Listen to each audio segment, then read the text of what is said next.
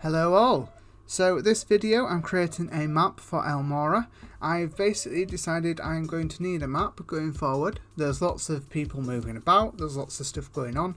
I need to know that when I'm saying X is going to be here by Y, that actually makes sense and that everything is working. So I kind of hit a brick wall without a map. I've decided I need one, and I've come across Inkarnate.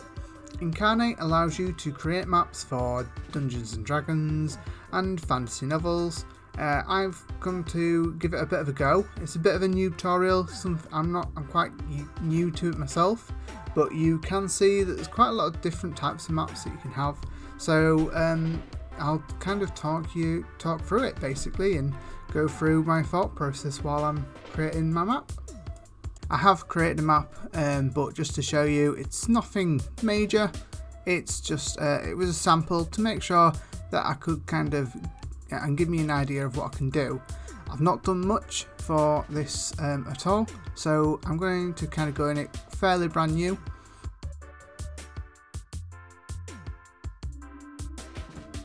So clicking create new map, there's loads of different styles that you can pick from.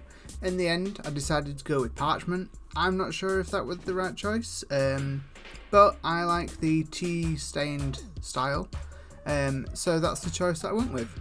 It also lets you choose the size and how you want to do that, and even like from a graphical point of view, I thought I'd spice it up, go for that Ultra 4K. I don't know if it makes that much of a difference, but in terms of size, I just decided to go with fairly standard size and see how that goes.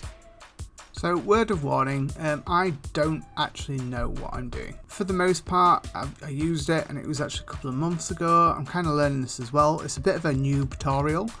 Here I'm just trying to get the land right. Most of the map that Krankos is going to journey in is going to be land. So I don't really want there to be any water at the minute.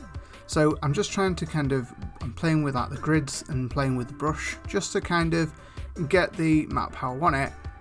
It was only then that I realised I could actually change the world generator to 1 and for ocean percentage and generate new world, and it turned it all into land for me.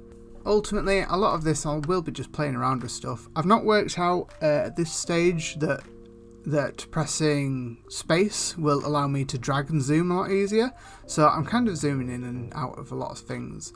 There's lots of different tools and stuff, particularly the pathing tool was one of the main reasons that I thought I might use this, because I wanted to be able to path things out in a way that made sense and give me a better idea. So when I've started out, I'm thinking, oh yeah, well let's start out in the bottom left corner. Later on I quite quickly realised this was a bad idea. So I'm going back to my notes, back and forth, to just kind of read what I've put. At the minute it's pretty much just talking about where he started and the very start of where Krankos came from. So that's a dwarven stronghold effectively, that Semi is a mine as well. And then it's got an almost is a key point there, but an almost perfect circle. Here you can see there's loads of different options and items and objects that I can add into the world, and you can select everything. So although I started on parchment, I still have the facility to use things from other maps anyway, which is really good and a big lifesaver for me, because as I said earlier, I'm not actually sure parchment was the best choice in the end, but you know, it is what it is. I can still use the items and the stuff like that. And I do like the kind of tea-stained map style anyway.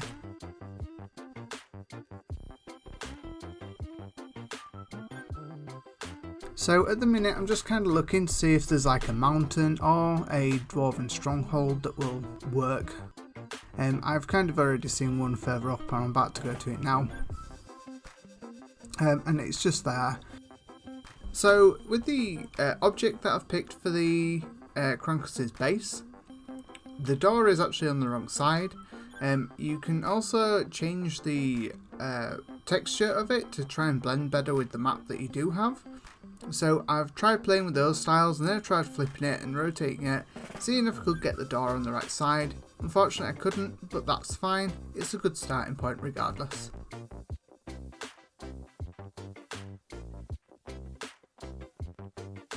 There was a notes section. I tried to put the notes in there, realised very quickly that was not a good idea, so I backed out of that.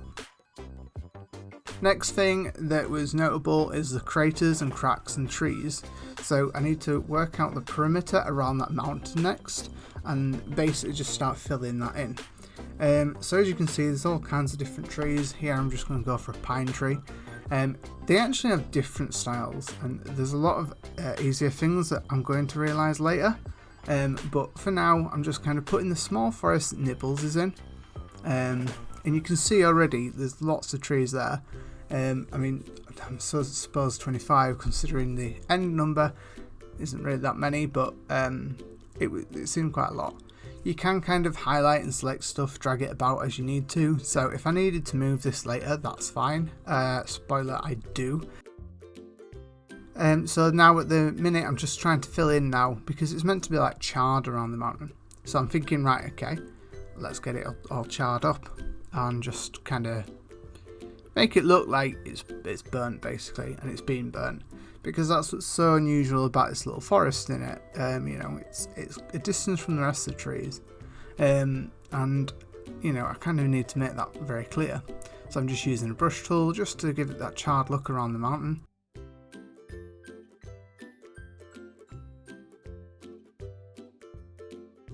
It's not a perfect circle at the minute anyway. I can see that, but whatever. So at this point, this is where I'm just starting to pop some craters in there, and then I'll start adding some cracks in next. This is where I realise and remind myself, oh yeah, there's different styles of cracks and stuff.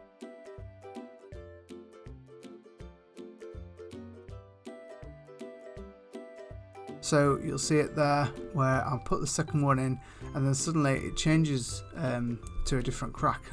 So I've kind of realised and thought, oh, that's actually really quite good, that's going to help me a lot. And ultimately then after that, I'll just try and blend them in the area.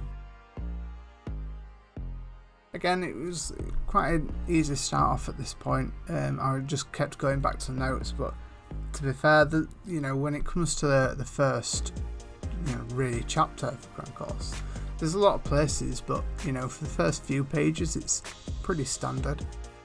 It did take me a while to save in between these, but I've cut some of that out, but I think that was because I went for the 4K option.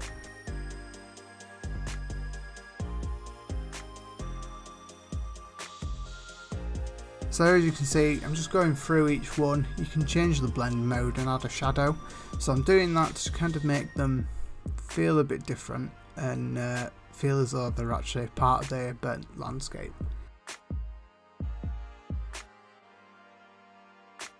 I'm now trying to see, you know, is like a forest, woodlands. I found some grass and stuff like that, so I'm just trying to fill those in and give myself a bit of parameter. The thing that I needed to be careful of with this parameter especially is it's an almost perfect circle around the mountain, but after that you're going to have woodlands that isn't quite there. You know, like it won't be, it's not like the whole woodlands is a perfect circle, it's just a perfect circle around the mountain, and then it's just woodlands, and that woodland can vary, you know, different depths before it actually reaches the pathway and reaches towns. So that was one of the things that I needed to really take into account when I was doing this. At this point I actually need to go soon, but I was just trying to get trees in there and see how quickly I can do them. You can group them together, copy and paste them as a lump, but as you can see, you know, we're at 500, nearly 600 objects already, and a lot of that is just trees. And this is only the starting point, like there's going to be a lot of forest on the this map.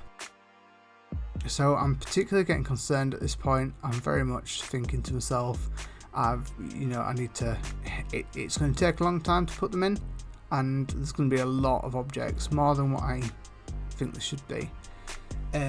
It's not actually until after I've eaten, I'm going to blame this on hunger, but yeah, it's not until I've actually eaten that I realise, oh wait a minute, I can do something a bit easier.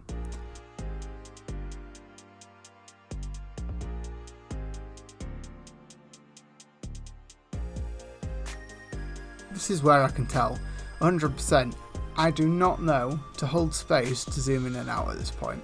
And I've also realised that it's not going to fit where it should have fit. Sadly, when I moved it, unfortunately it doesn't move the brushing as well, so that was kind of stuck there. I also felt like I needed to change the size of it because it was so big compared to the rest of the map, and this is only the starting chapter. So chances are I will have to use 2 maps, but I thought try and shrink it down, hopefully it won't be too bad and I can work around it a bit, certainly for the next few chapters. I also needed to move it away from the bottom left corner because when they hit Dalford they actually go south, so at that point I'm actually going to run out map space immediately. So to remind myself about, all the different things, I'm just adding the compass in. For the compass, there were a lot of different styles for the text. I stuck to something quite basic, stuck to NESW, just focused on keeping it simplistic. I felt as though that met the theme of the book and the style of the map the best.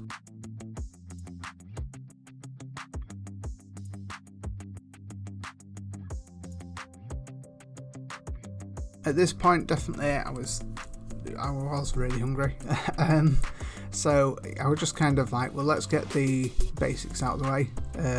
Compass in the top, make sure it's fitted there. I may move that into the bottom left later. This will have been seen on my Instagram page if you follow it. Then when I come back into it, it's loaded fine. So it's at this point that I've thought over lunch, and I thought there must be an easier way to get these trees in there. A much easier way.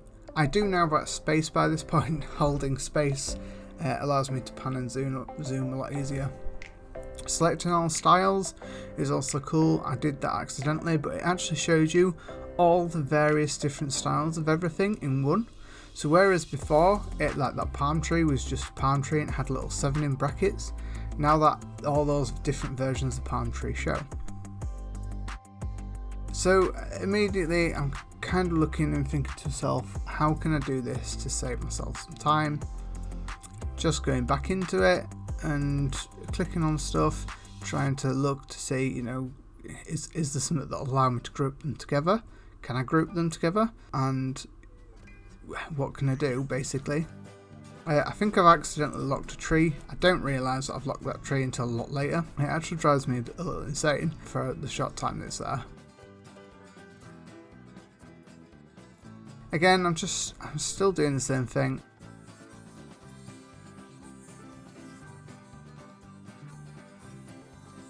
I hit a point where I go onto the object and I realise I can change the size of the brush.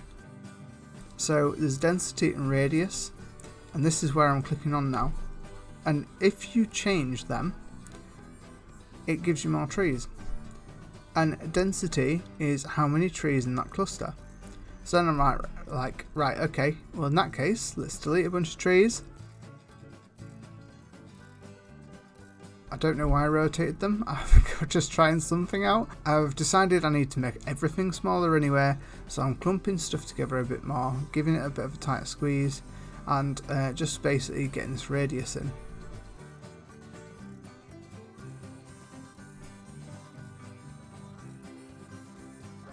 So you can see obviously I'm playing with it quite a lot there, but I'm just trying to do a new circle around it. Decide to take it a lot slower and just literally go around, leaving the small forest. The small forest is fine the way it is. However, I do realise I need to probably break it up. I'm finding that little locked tree there, so I finally got it. Honestly, it was really doing my head in.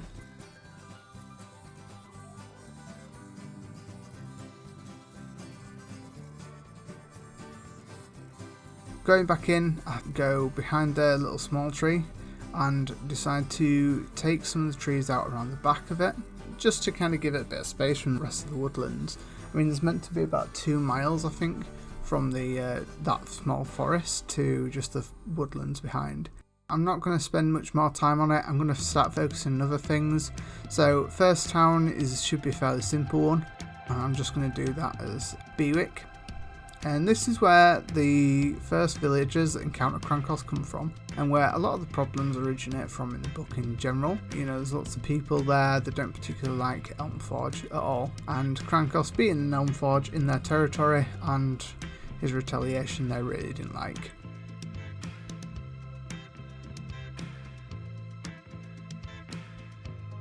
Keep going back to the notes now, trying to think of what the next stage is, and making sure that things are spaced out a bit more to proportion, not focusing too much on it, but I also don't want them to be very far off, certainly with placement and stuff like that.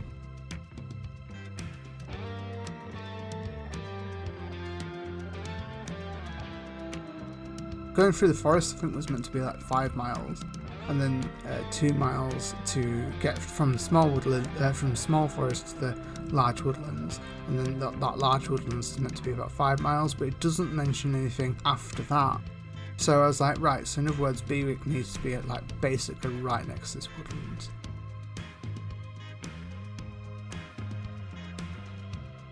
And now I'm just trying to use the pathing tool.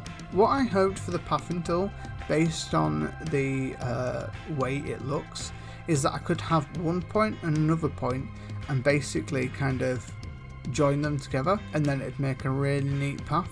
In reality that's not what it is, you have to draw it on. And drawing it on with a mouse is somewhat difficult. So I'm kind of thinking about it, I'm trying a few different styles, trying to get it straight and looking neat. It's not really working. I don't have a tablet for my computer, so it probably makes it even harder then. I thought maybe if I put the notes on there, because the notes look similar to the points on the little icon, I thought, well, maybe if I put a note and put, you know, Bewick and 1 Dalford, I can then join the notes together, but no, I couldn't do that. So that was out the window, never mind. And I kind of just resulted in, I'm just going to have to draw a line, give myself a bit of an idea, and then work around that. And I thought, let's just go for it. Give it a go. And see what happens. Even if the lines are rusty, it gives me a bit of an idea on where stuff are.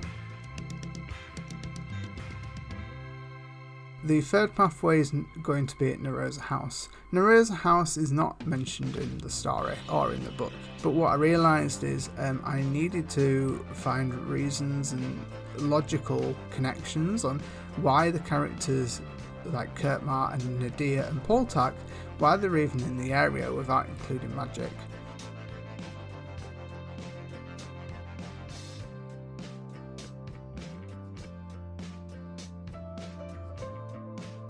At the minute I'm just kind of thinking, right, time to build Dalford. Dalford's only meant to be a few houses, so I'm like, well, I don't want to just pop a town in like I did with the other one. I just want to quite literally put a few houses in and see what there is. I think originally I do actually add more houses than what I probably should have done. This is where I've kind of given up on 2 scale a bit by this point, because the pathways I don't think are to scale, and Dalford definitely isn't to scale, because Bewick is a bigger village. Dalford is very, very, very small. So I put too many houses on initially. That red building is meant to be Borkin's. Borkin's house is a blacksmith, but I couldn't find one. So I kind of focused on one. Yeah, it's more like a Skyrim blacksmith, where it's got the stone smith bit on the left hand side. I couldn't find one, but based on the angle I was like, well, at least this way it's technically hidden.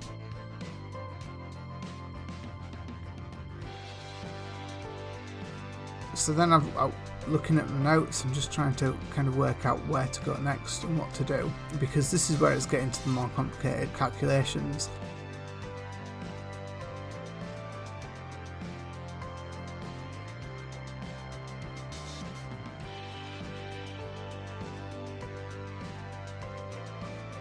So at the minute I'm just looking for a signpost, and I found like 4 lamps and no signpost. I think when doing this though, I did find what looked like a quite a cool blacksmithing object to add in. Simply put, a lot of this, it is just me going through the objects, seeing what I can find, and hopefully, finding a signpost somewhere. Unfortunately, I don't manage to find that.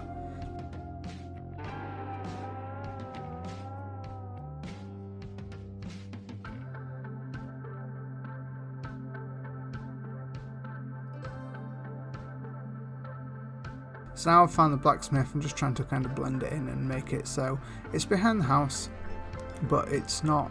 It's in front of the house behind it, but Barkin's house is in front of it.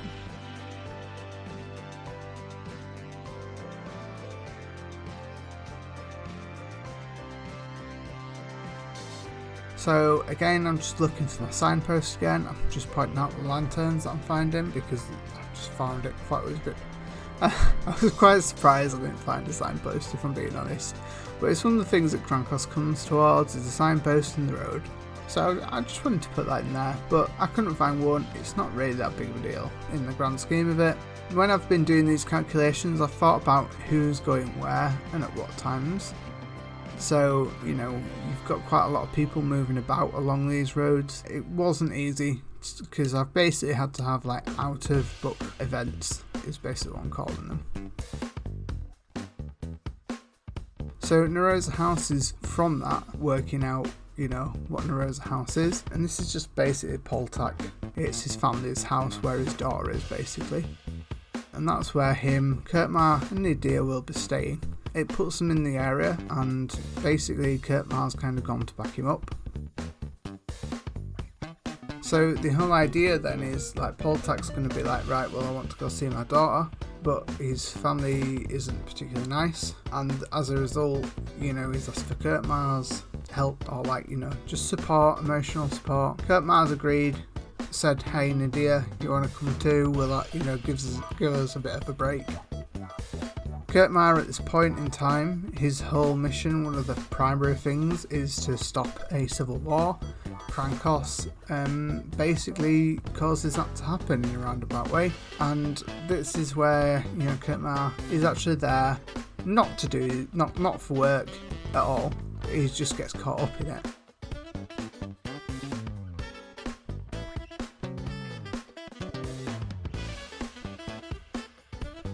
I have to think as well, they will chase Krankos, and I'm like, they're going to have people on horseback and with crossbows that Nadia's kind of following up on. And although they're both part of Mountain Light Militia, Nadia has her own archery facilities and stuff like that. She's got a whole team and trains the archers. So whilst the soldiers were quite straightforward, Nadia's wasn't. I had to think, how could Nadia get her people there? And simply put, an archery range nearby was probably a bit of a cop out, but it makes sense. It's out of the way, it's woodlands.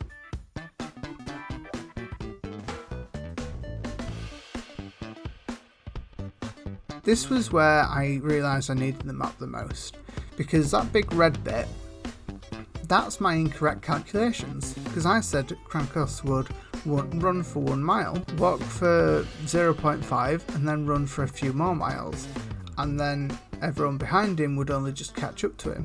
But when I did the math on that and worked out how fast Krankos would be travelling, they would be travelling, and how far they would be able to see, they would basically still be able to see Krankos for most of his getting away.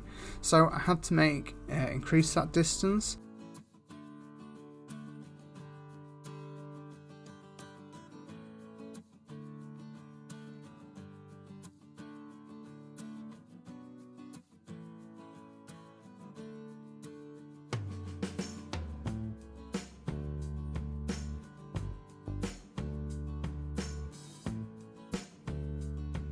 At this point, I'm also just changing the layers to make sure that the layers are consistent.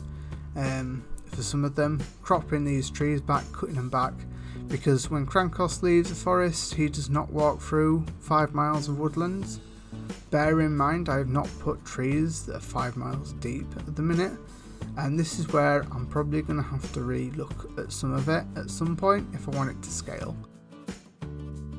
And then I'm kind of going through different styles of pathways to try and get one that makes sense. One of the reasons I wanted the dotted like pathway originally was so that way 1 dash should equal 1 mile or something like that. To be fair, I forgot about it when I was designing the map.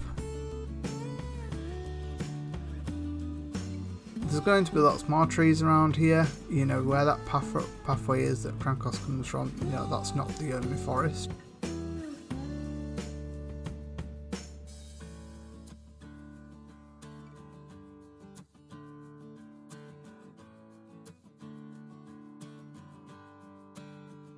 This is where I realised that the trees that we're adding in were way more vibrant than the trees that were already there, and it's because it's on layer 3, so I'm going back through with them now and just trying to change the layers down to so all the trees are on layer 1. You can see we're already breaking 1,000 trees at this point, and again, that's what I'm concerned about.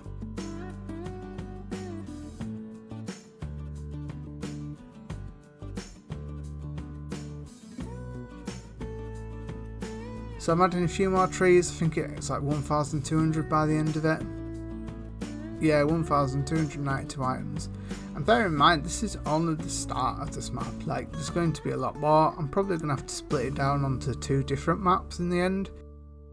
But I'll see how it goes. I don't 100% know. What I do know is there's going to be a lot of trees. And there's already a lot of trees, so I'm getting quite concerned about that. But at the very least, I'm trying to get everything consistent.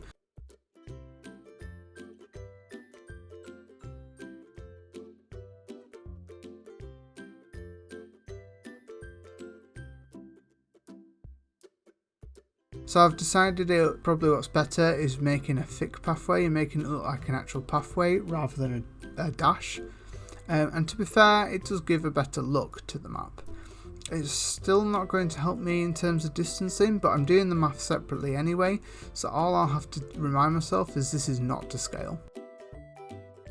So I'm literally just going over that. I'm not going to add a pathway from anything after Delphi because I'm not focusing on that at the minute. Making some changes to Neurosa House. Neurosa House is meant to be a really fine place. It's a really fine high-end like mansion, you know, so it stands to reason they're going to have quite a spacious garden. They're going to have maybe some farm animals there. They're going to have stables there. So I just wanted to add a few more features just to make it clear that that's what it is. That's where I've kind of like added this little mini barn or something like that. Then I've given it a little shed which is kind of like stables. And then I've started using the brush now because I'm fairly happy, like I'm not expecting to move it at the minute. I'm just going through and using the brush just to kind of give a bit of colour to the map. I went with the smoky look for this land again, but I actually changed my mind. I felt as though it didn't quite pop, so I actually go back over the grey. At the minute I'm just kind of making sure that all the trees all have a bit of a mossy green side to it, and there we go. So I kind of roughly go over it with this different shade. I realised that there's still grey in there, but I actually really like the effect in the end, so I just left it. I was like, you know what, that's fine. That works. It's still a little smoky, not as smoky. And then I'm just focusing, making sure that the actual range is kind of muddy. There's going to be a lot of people trampling and doing stuff around there, so I didn't want that looking too pristine. I realised I can change the softness by this point, so I just made these all muddy as well. I actually don't like it in the end. I think it needs to have softer edges. And that's everything. So that's the start of it. Overall, I find that, you know, Inkarnate, I actually really like it. I find it easy to use. I've not used it before. I felt as though I kind of got to grips with it really easy. The end result I do like, especially from when you zoom out. There are things that I think could be improved, but from a starting point, I think it's quite good. And it's definitely helping me get a bit of an idea. I'll still need to keep my notes, documents and stuff like that, but yeah, I'm quite happy. Let me know what you think about it. Cheers, bye!